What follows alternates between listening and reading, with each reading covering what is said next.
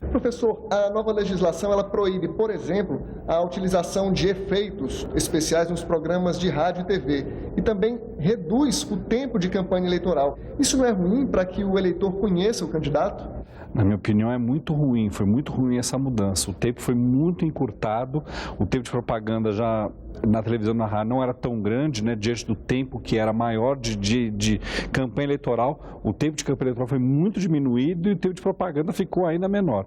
Então isso é ruim para que os eleitores possam conhecer os candidatos, já que é uma miríade de candidatos, um número enorme de candidatos, principalmente para vereador, e as pessoas se baseiam muito na televisão e no rádio para saber quem são os candidatos, então se prejudica a possibilidade de que os eleitores possam conhecer quem são os candidatos. E quem ganha com essas mudanças, os pequenos ou os grandes partidos? Quem ganha com isso são os grandes partidos que têm mais estrutura e mais dinheiro para poderem mostrar quem são seus candidatos. Os pequenos partidos e os candidatos que chegaram na corrida eleitoral, na política agora, vão ter muita dificuldade em se mostrar candidatos. A nova legislação também reduziu o prazo para o registro de candidaturas e ministros do Tribunal Superior Eleitoral têm alertado para o risco de uma avalanche de contestações, em que isso pode mudar o resultado final das eleições. Agora, o candidato a prefeito eleito e que tivesse o registro cassado, vai ter que haver uma nova eleição naquela cidade. Antigamente, o segundo colocado assumia.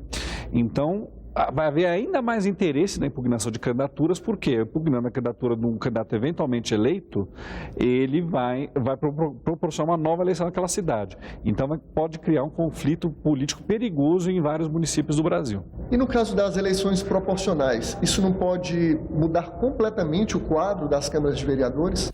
Sim, pode mudar completamente o quadro no sentido de que pode ser que um candidato muito bem votado, que tenha carregado com ele muitas pessoas juntas, muitos outros candidatos juntos, se ele for cassado, o registro ou o diploma, pode mexer na conta do quociente partidário e isso vai fazer com que muitos eleitos também percam na rebarba junto com ele o mandato. Outra mudança é no financiamento das campanhas. Agora só as empresas vão poder doar para os candidatos. Isso vai acabar com o Caixa 2? Na minha opinião, isso não acaba com o Caixa 2, pode até agravar o problema do Caixa 2. No Brasil não há tradição quase nenhuma de doação de pessoas físicas.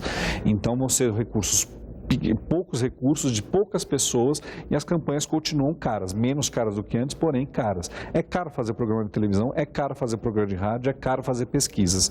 Então, o grande X da questão nas eleições de 2016 é da onde que vai vir o dinheiro. Então, acho que a tendência é que alguns candidatos, não sei, não tenho como afirmar quantos, mas alguns candidatos vão recorrer a métodos irregulares e ilegais para financiar as suas candidaturas. Especialistas têm alertado para o risco de fraudes, como o uso de CPF laranja.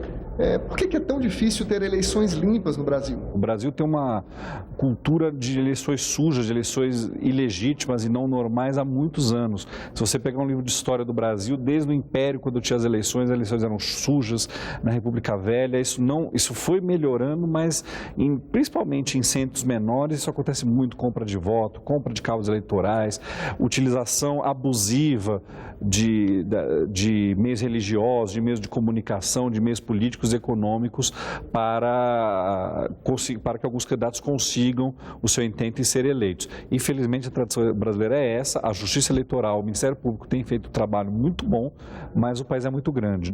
O que esperar das eleições deste ano, que foi tão marcado por operações policiais como a Lava Jato? Isso não acaba desgastando a imagem que o político tem diante do eleitorado? Não acho que alguma operação ou outra vai fazer diferença no geral das eleições. Pode ser no caso de algum partido específico, algum candidato específico. Mas a insatisfação dos políticos é mundial. Em todos os países do mundo se verifica isso. Tivemos vários exemplos agora na Europa, nos Estados Unidos. E no Brasil não vai ser diferente. O fato é que no Brasil nunca houve uma identificação grande dos eleitores com partidos. O Brasil é o país com menor identificação partidária do mundo e é o país com menor número de filiados proporcionalmente no mundo. Então, a verdade é que o brasileiro só se interessa por política na seara eleitoral. Em que medida essas eleições municipais podem traçar cenários para a disputa de 2018? sempre traçou cenários, né? Vitórias em grandes centros, não só São Paulo, Rio, em grandes capitais ou em grandes cidades que não sejam capitais, fortalecem candidatos que sejam hoje governadores ou senadores, ou inclusive prefeitos, para serem candidatos a governadores, ou de pessoas proeminentes da política brasileira para que sejam candidatos a presidente da República em 2018. O cenário para presidente da República com a Lava Jato está muito indefinido, ainda está muito cedo pensar nisso, mas está muito indefinido. Não temos a menor ideia quem vai ser candidato e quais partidos vão poder lançar candidatos diante desses escândalos. Então, as eleições municipais, principalmente nos grandes centros, podem influenciar as eleições de 2018 sem nenhuma dúvida. Obrigado, professor. Obrigado a vocês.